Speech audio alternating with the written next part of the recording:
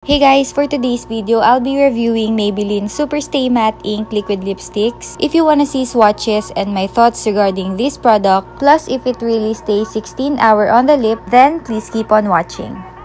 By the way, I'll be applying lip balm first so I can easily remove the product and of course to moisturize my lips.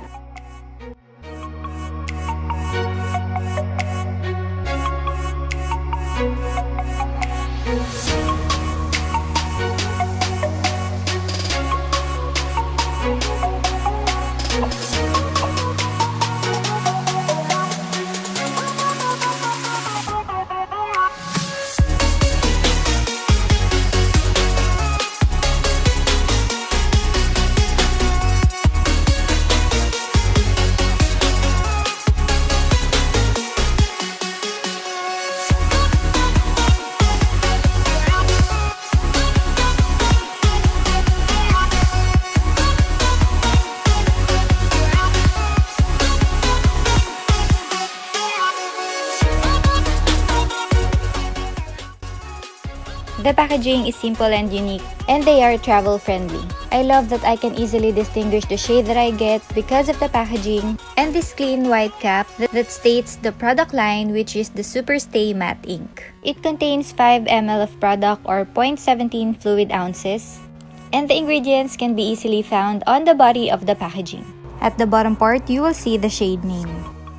This features a unique arrow applicator that has a hole in the center, where it can hold as much product to fill in your entire lips.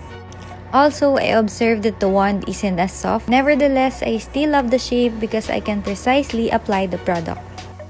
For longevity, I have tested this product for almost 16 hours, and I must say that this is the most comfortable liquid lipstick I have ever tried. I also observed that this product takes a little longer to dry and is a little sticky at first. But I think this is the reason why it doesn't suck all the moisture of my lips. Now after almost 10 hours, you can see that it doesn't budge all day.